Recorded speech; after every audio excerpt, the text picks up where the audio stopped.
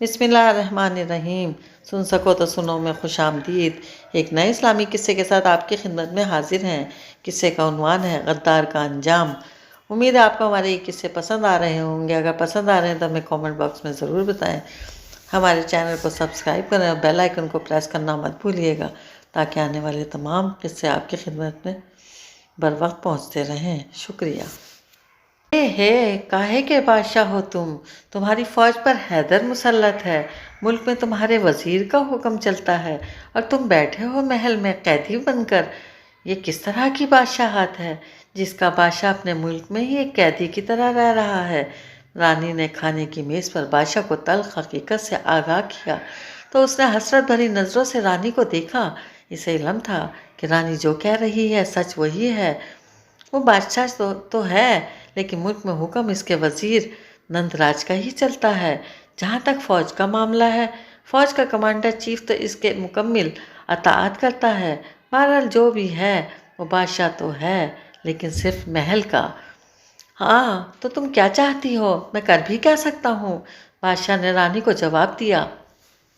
بادشاہ سلامت، ذرا آنکھیں کھولیے۔ آپ کے ملک میں حالات پہلے جیسے نہیں رہے۔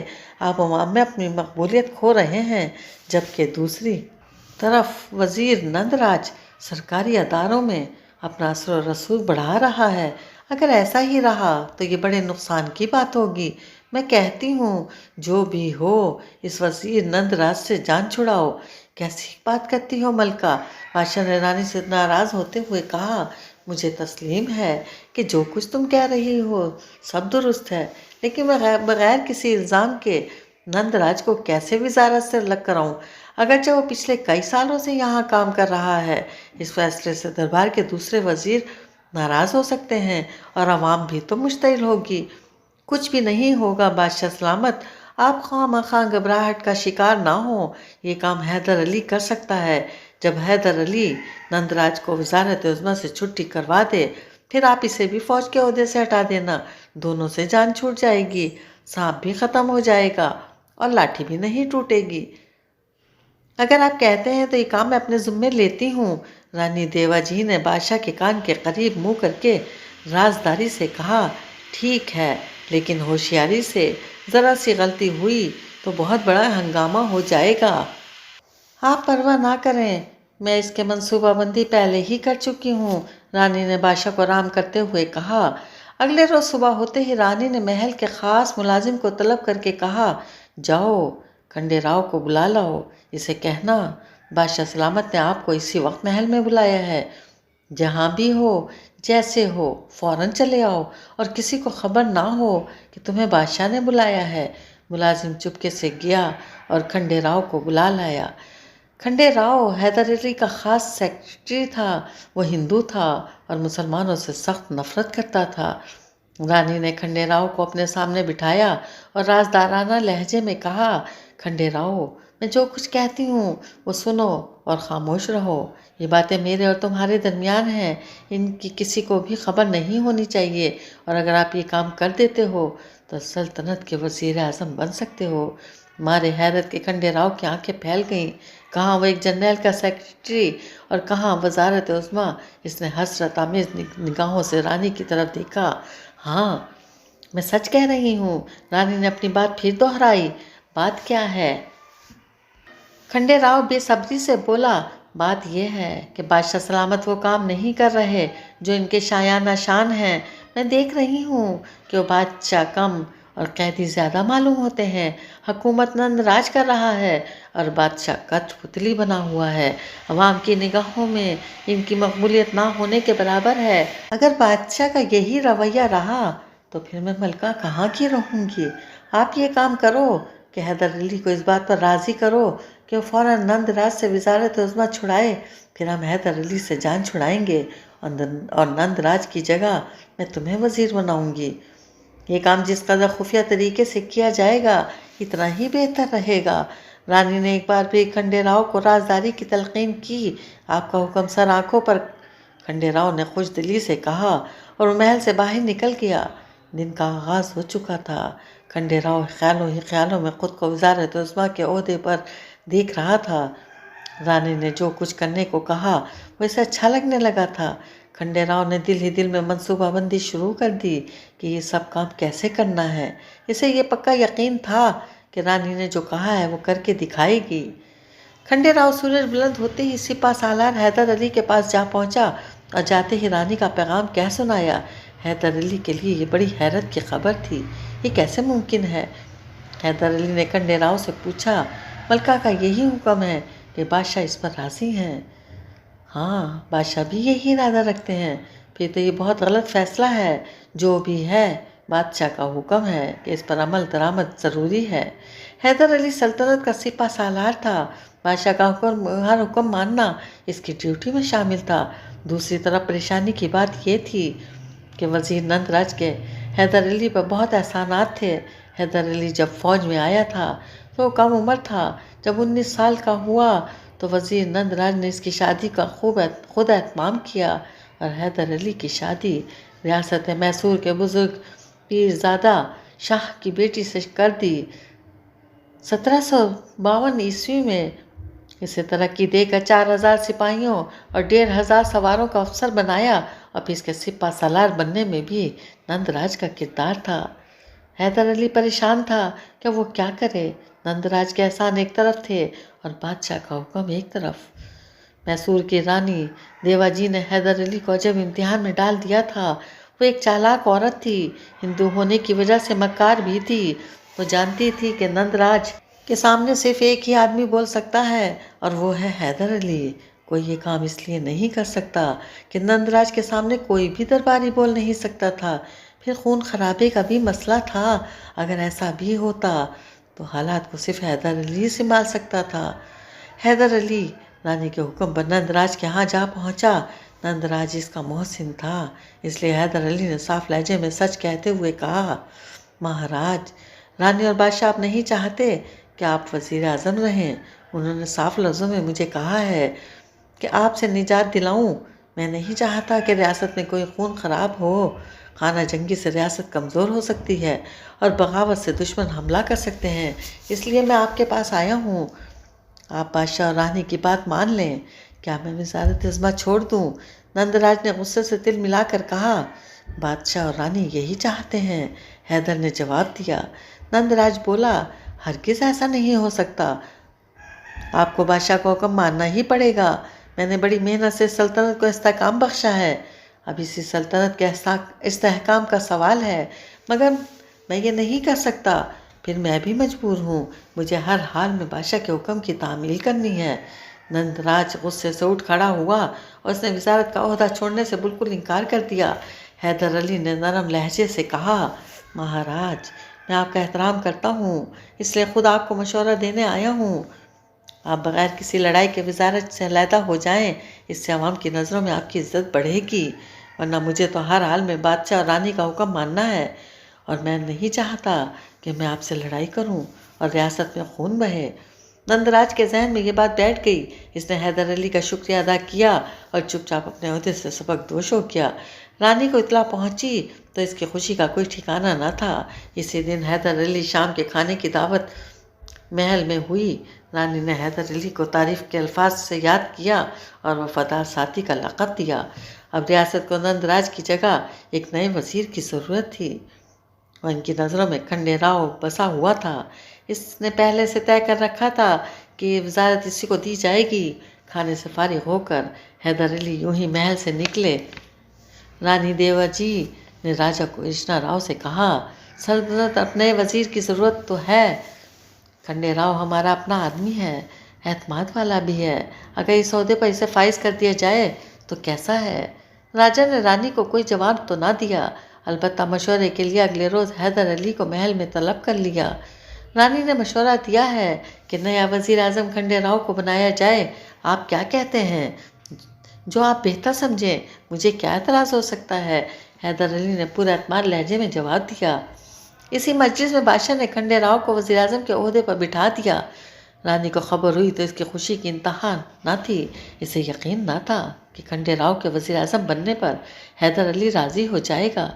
हैदर अली न जानता था कि रानी और खंडे राव के दरमियान क्या खिचड़ी पक रही है। حیدر علی شریف آدمی تھا اور سلطنت کے استحکام کے لیے مخلص تھا۔ اس کے نزدیک سلطنت میسور کا دفاع ہر چیز سے عزیز تھا۔ اسی کام کے لیے وہ اپنے محسن نند راج کو بھی وزارت کے عہدے سے ہٹا چکا تھا۔ حیدر علی جہاں اخلاص سے کام کر رہا تھا، وہاں رانی دیوا جی مکاری کی جال بن رہی تھی۔ سلطنت میسور پر قبضے کا جو منصوبہ تیار کیے بیٹھی تھی، اس پر دو بڑی رکاوٹیں تھیں، اور وہ تھی نند راج اور حیدر علی۔ نند راج کو تو وہ حیدر علی کے ہاتھوں ٹھکانے لگا چکی تھی، لیکن اب حیدر علی کو کون سنبھالے گا؟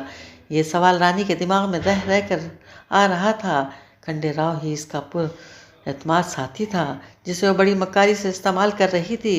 رانی سمجھ رہی تھی کہ کھنڈے راؤ اس کے سامنے پتلا ہے جسے وہ جیسے چاہے استعمال کر سکتی ہے، لیکن کھنڈے راؤ اس کے ساتھ اس لیے کام کر رہا تھا کہ چاہتا تھا کہ خود حیدر علی کی جگہ لے کر راجہ رانی کو ملک بدر کر کے بادشاہ بن جائے۔ نہ رانی کو پتہ تھی کہ کھنڈے راؤ کیا منصوبہ بنا چکا ہے، نہ حیدر علی جانتا تھا کہ رانی اور راجہ کیا چاہتے ہیں۔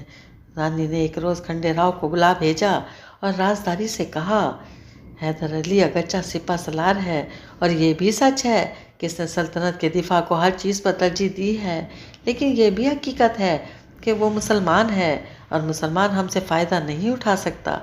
سلطنت میسور ہندو ہے اور رانی راجہ بھی ہندو، پھر سپہ سالار کا مسلمان ہونا خطرے سے خالی نہیں، کبھی بھی کچھ ہو سکتا ہے، اس لیے حیدر علی کا اس عہدے سے فارغ ہونا ضروری ہے۔ آپ کی بات بجا ہے، لیکن حیدر علی کو اس عہدے سے ہٹانا خطرے سے خالی نہیں۔ حیدر علی عوام کی آنکھوں کا تارا ہے، بغیر کسی ٹھوس ثبوت کے کوئی حربہ عوام کو اشتعال دلا سکتا ہے۔ تو پھر رانی نے حیرانگی سے پوچھا، کسی موقع کی تلاش میں رہنا چاہیے، جب بھی موقع ملا یہ کام بھی کر لیا جائے گا۔ کھنڈے راؤ نے پر اعتماد لہجے میں مشورہ دیا۔ رانی راجہ اور کھنڈے راؤ حیدر علی کے خلاف سازش کر رہے تھے اور حیدر علی سلطنت کے دفاع کے لیے غور و فکر میں مصروف تھا۔ یہ وہ دن تھے کہ انگریز بر صغیر پاک و ہند پر آہستہ آہستہ قبضہ کیے جا رہے تھے۔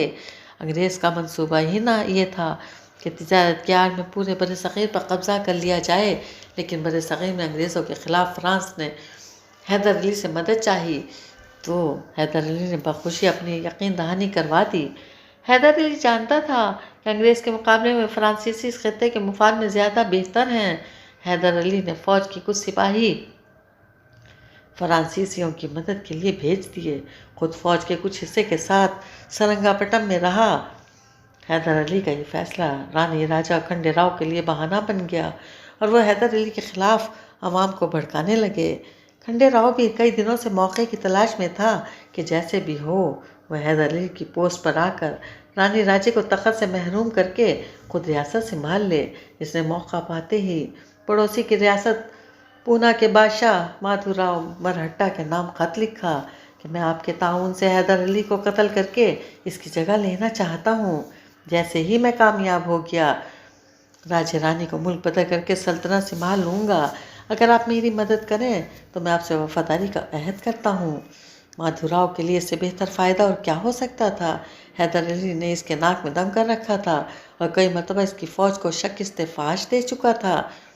بدلہ چکانے کا شاندار موقع تھا، اس لیے مادھو راؤ نے خط کا فوراً جواب دیا اور کھنڈے راؤ کی ہمت بندھوائی۔ حیدر علی ان دنوں سرنگا پٹم میں ٹھہرا ہوا تھا۔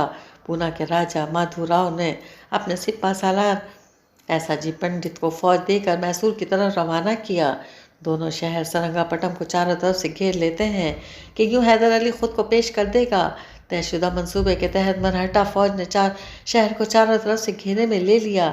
حیدر علی تمام تر حالات سے بے خبر تھا۔ اسے اچانک اطلاع ملی کہ مرہٹا فوج نے شہر کو چاروں طرف سے گھیر لیا ہے اور سلطنت میسور کا وزیر کھنڈے راؤ کے ساتھ ہے۔ حیدر علی کی یہ خبر بڑی پریشان کن تھی۔ وہ بہادر آدمی تھا اور سپہ سالار بھی، لیکن جس صورتحال سے وہ دوچار تھا وہ تھی ہی پریشان کن۔ یوں ہی شام جب اندھیرا پھیلا، پریشانی اور بڑھ گئی۔ سرنگا پٹم میں حیدر علی کے بیوی بچے بھی تھے، وہ پریشانی کا الگ سبب تھے۔ حیدر علی اب تک کوئی فیصلہ نہ کر پایا تھا کہ کیا کیا جائے۔ فوج کا بہت سا حصہ وہ فرانسیسیوں کی مدد کے لیے بھیج چکے تھے۔ جو کچھ سپاہی تھے ان کے ساتھ زیادہ دیر تک لڑائی ممکن نہ تھی۔ دوسرا راستہ فرار کا تھا۔ فرار میں بھی دو خطرے تھے، اول پکڑے جانے کا اور دوسرا بیوی بچوں کے ساتھ ناروا سلوک کا۔ ممکن ہے کہ مراٹھا فوج انہیں قتل ہی نہ کر دے، ایسے میں کیا کیا جائے؟ یہ الگ پریشانی تھی۔ رات کے سائے اور گہرے ہو گئے تھے، ایسے میں مراٹھا فوج کچھ بھی کر سکتی تھی، لہذا جو بھی ضروری تھا فوراً کرنا تھا۔ حیدر علی نے فرار کا منصوبہ بنایا اور کچھ وفادار سپاہیوں کے ساتھ رات کے اندھیرے میں سرنگا پٹم چھوڑ دیا۔ مراٹھا فوج نے سرنگا پٹم جانے والے تمام راستے بند کر رکھے تھے، فرار کا راستہ بھی خطرے سے خالی نہ تھا۔ حیدر علی سپہ سالار تھا، وہ جانتا تھا ایسے حالات میں سفر غیر معروف راستوں سے ہی ٹھیک رہے گا۔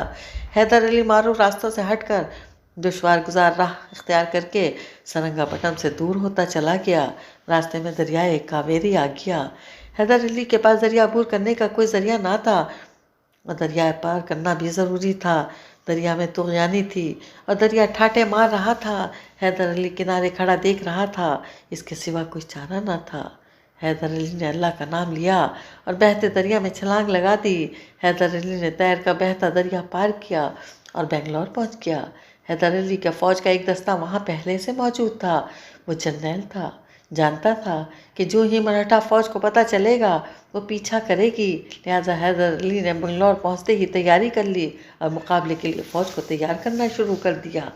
صبح ہوتے ہی جب سرنگا پٹم کا محاصرہ کرنے والی فوج کو پتہ چلا کہ حیدر علی رات کے اندھیرے میں فرار ہو چکا ہے تو ان کے تمام خواب چکنا چور ہو گئے۔ سارے منصوبے خاک میں ملنے پر کرشنا راجا، ایسا پنڈت جی اور کھنڈے راؤ کے چہرے لٹک گئے، مارے حیرت کے پریشان ہو گئے اور نا امیدی سے انہوں نے ویران چہروں سے ایک دوسرے کی طرف دیکھا کہ اب کیا کیا جائے۔ حیدر علی اچانک ہاتھ آنے کے بجائے ان سے بہت دور نکل چکا تھا اور ان سے ہوشیار ہو چکا تھا۔ مراٹھا فوج کا مقابلہ تو وہ کئی بار کر چکا تھا، لیکن تب معاملہ اور ہوتا تھا۔ اس وقت وہ سلطنت میسور کے دفاع کے لیے لڑتا تھا، لیکن اب معاملہ الٹ تھا۔ خود سلطنت کے حکام اس کے خلاف تھے۔ اب تو صرف اسے اپنی ذاتی دفاع کے لیے لڑنا تھا۔ حیدر علی کو کھنڈے راؤ پر زیادہ غصہ تھا کہ اس نے یہ منصوبہ بنایا تھا۔ کھنڈے راؤ نے ایسا جی پنڈت سے کہا کہ ہمیں حیدر علی کا پیچھا کرنا چاہیے، حیدر علی کو زیادہ دیر موقع دینا ہمارے لیے نقصان دہ ہے۔ ایسا جی پنڈت نے فوج سرنگا پٹم سے ہٹائی اور حیدر علی کے پیچھے پیچھے بنگلور جا پہنچے۔ حیدر علی کے خلاف خفیہ جاسوس اسے اطلاع پہنچا چکے تھے کہ مراٹھا فوج بنگلور کی طرف آ رہی ہے۔ تب تک حیدر علی اپنی تیاری مکمل کر چکا تھا۔ حیدر علی نے شہر سے باہر کھلے میدان میں پڑاؤ ڈال کر مقابلے کی تدبیر کی۔ مراٹھا فوج پہنچی تو بنگلور میں گھمسان کی جنگ ہوئی۔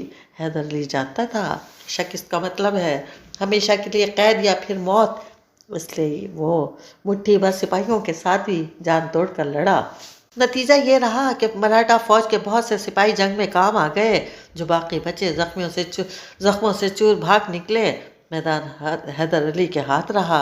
ایک جنگ ختم ہو گئی، دوسری سر پر تھی۔ حیدر علی پہلے خود کے لیے لڑا، اب اسے بیوی بچوں کے لیے لڑنا تھا۔ سرنگا پٹم میں اس کے بیوی بچے تھے۔ اس شہر پر حملہ بہت ضروری ہو گیا، اس کے سپاہی تھک چکے تھے اور زخموں سے چور تھے۔ حیدر علی نے فوج کے جو سپاہی فرانسیسیوں کی مدد کے لیے بانڈی چری میں بھیجے تھے، انہیں فوری بنگلور بلایا، یہاں سے سرنگا پٹم پر حملے کے لیے کوچ کیا۔ سرنگا پٹم پہنچ کر حیدر علی کی فوج نے محل کا محاصرہ کر لیا۔ محل میں راجا رانی پریشان تھے ہی، کھنڈے راؤ کو بھی جان کے لالے پڑے تھے۔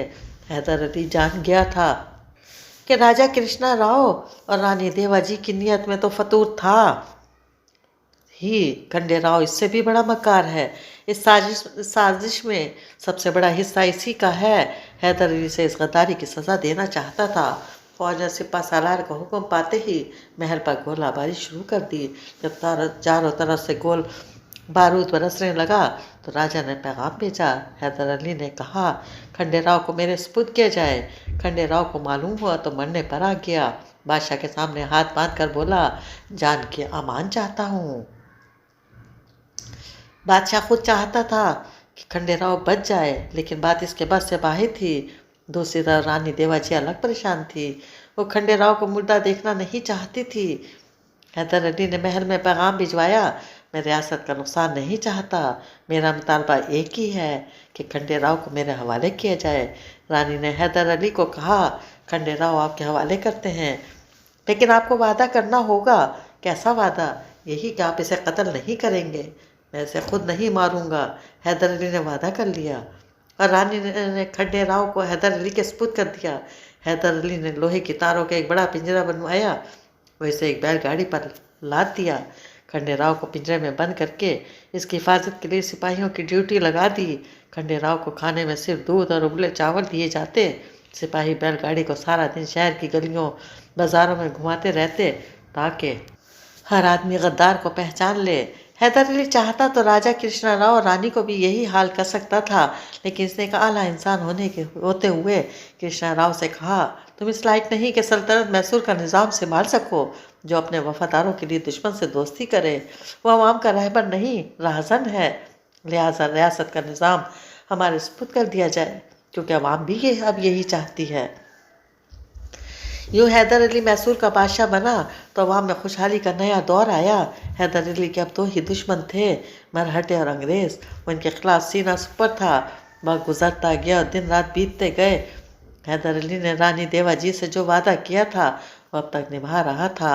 کھنڈے راؤ ابھی تک زندہ تھا، لیکن قید میں سے روزانہ دودھ اور چاول کھانے کو دیے جاتے اور گلی گلی بیل گاڑی پر گھمایا جاتا۔ مسلسل دودھ اور ابلے چاول کھانے کی وجہ سے کھنڈے راؤ پھول گیا تھا۔ پہلے جب کھنڈے راؤ کے پنجرے والی بیل گاڑی کسی شہر میں جاتی تو لوگوں کا اچھا خاصا رش لگ جاتا، لیکن اب کئی برس بیتنے کی وجہ سے لوگوں کی دلچسپی میں بھی کمی آ گئی تھی۔ لوگ پنجرے میں بند کھنڈے راؤ کو دیکھنے کم ہی گھروں سے نکلتے تھے، لیکن جب سپاہی اپنی ڈیوٹی پر مسلسل اسے ہر شہر اور محلے میں گھما رہے تھے، ایک روز حیدر علی کے سپاہی بیل گاڑی کو ایک شہر سے دوسرے شہر لے جا رہے تھے کہ راستے میں سخت دھوپ نے انہیں آرام کرنے پر مجبور کر دیا۔ سپاہیوں نے راستے کے ایک طرف بیل گاڑی روکی اور کھنڈے راؤ کو یہ کہہ کر چھاؤں کی طرف چل دیے کہ ہم کچھ آرام کے بعد آتے ہیں، آپ ذرا دھوپ تاپیے۔ کھنڈے راؤ بے بسی سے انہیں ٹھنڈی چھاؤں کی طرف جاتا دیکھتا رہا۔ سپاہی ابھی چھاؤں میں جا کر بیٹھے ہی تھے کہ بیل گاڑی کے پاس ایک جوگی پھرتا پھراتا آ گیا۔ اس نے پہلے تو منہ میں دبی بین بجائی، پھر کچھ حرکتیں کرتا ہوا پنجرے کے قریب آ گیا۔ جب اس نے اچھی طرح محسوس کر لیا کہ سپاہی سے دیکھ نہیں رہے تو اس نے جلدی جلدی پنجرے کو توڑنا شروع کیا۔ کھنڈے راؤ حیران تھا کہ یہ کون آدمی ہے جو مجھے رہا کرانے کی کوشش میں ہے، لیکن وہ خوش تھا کہ برسوں بعد رہائی نصیب ہو رہی ہے۔ جوگی نے جلدی جلدی پنجرے کو کھولا اور آہستگی سے کہا، میں بھاؤ کر ہوں، آپ کا بھتیجا۔ کھنڈے راؤ خوشی سے چہک اٹھا، شاباش بھتیجے، تم نے حق ادا کر دیا، چلو جلدی بھاگو کہیں حیدر کے سپاہی نہ آ جائیں۔ یوں دونوں نے سرپٹ بھاگنا شروع کر دیا۔ کھنڈے راؤ چند قدم ہی چل پایا تھا کہ دڑم سے زمین پر گر پڑا۔ وہ اٹھنا چاہتا تھا لیکن اٹھ نہ پایا، اس کی ٹانگوں نے اس کا وزن سہنے سے انکار کر دیا۔ مسلسل دودھ اور چاول کھانے سے اور ایک جگہ بیٹھے وہ ناکارہ ہو گیا تھا۔ وہ بھاگنا چاہتا تھا لیکن اس میں سکت نہ تھی۔ بھاؤ کر نے اسے سہارا دیا اور چلتے ہوئے بیل گاڑی سے کچھ دور نکل آئے۔ بھاؤ کر میں اب مزید ہمت نہیں کہ میں چل پاؤں، تم جاؤ اور پاس گاؤں سے کوئی گھوڑا لے آؤ، میں دوبارہ قید نہیں ہونا چاہتا۔ کھنڈے راؤ نے بے بسی سے کہا، ٹھیک ہے چاچا، آپ یہاں جھاڑیوں میں بیٹھے رہنا، میں پاس کے گاؤں جاتا ہوں۔ بھاؤ کر کھنڈے راؤ کو وہیں چھوڑ کر گاؤں جا پہنچا۔ اس کے پاس اتنی رقم نہ تھی کہ وہ گھوڑا خرید سکتا، نہ ہی کوئی جان پہچان تھی کہ اسے کوئی گھوڑا دے دیتا۔ یہ جگہ اس نے گھوڑا دیکھا تو ہاتھ ڈال دیا۔ گھوڑے کے مالک نے دیکھا تو چور چور کی صدا بلند کی۔ بھاؤ کر نے گھوڑے کی رسی چھوڑی اور بھاگنے لگا۔ لوگ پیچھے لگ گئے۔ بھاؤ کر کھنڈے راؤ کی طرف بھاگے جا رہا تھا اور شور مچاتے لوگ پیچھے پیچھے دوڑ رہے تھے۔ کھنڈے راؤ کو دوبارہ قید نظر آنے لگی۔ اسے خبر تھی کہ لوگ آ گئے تو سپاہی شور سن کر بیدار ہو جائیں گے اور اسے تلاش کے بعد پھر پنجرے میں بند کر دیا جائے گا۔ قید کا خیال آتے ہی کھنڈے راؤ نے اپنے جسم کی پوری طاقت یکجا کی اور زور لگا کر اٹھ کھڑا ہوا۔ چند قدم ہی چلا تھا کہ سانس پھول گیا۔ بھاگنا تو دور کی بات، اسے چلنا مشکل تھا۔ وہ کھڑا ہو کر پیچھے دیکھنے لگا، ایک چکر آیا اور دھڑام سے زمین پر آ گرا۔ گرتے ہی اس کی جان نکل گئی۔ یوں کھنڈے راؤ قید سے فرار کی کوشش میں جان سے ہاتھ دھو بیٹھا۔ شور سن کر حیدر علی کے سپاہی وہاں پہنچے तो पिंजरा टूटा हुआ था और लोगों ने भावकर को पकड़ रखा था। सिपाही देखकर लोग भावकर को वहाँ ले आए। भावकर ने अपने जुर्म का इतराफ़ कर लिया। इसे सिपाहियों ने हैदर अली के सामने पेश कर दिया। हैदर अली ने भावकर से कहा, आप अपने चाचा के वारिस हैं, इसकी लाश को ले जाओ और अपने मज़हब के मुताबिक इसके आखिरी रस्म अदा करो। याद रखना, मैंने अपना वादा पूरा किया। मैंने खंडेराव को ज़िंदा रखा, लेकिन वो अपनी बुज़दिली के हाथों खुद मर गया। और गद्दारों का अंजाम ऐसा ही होता है।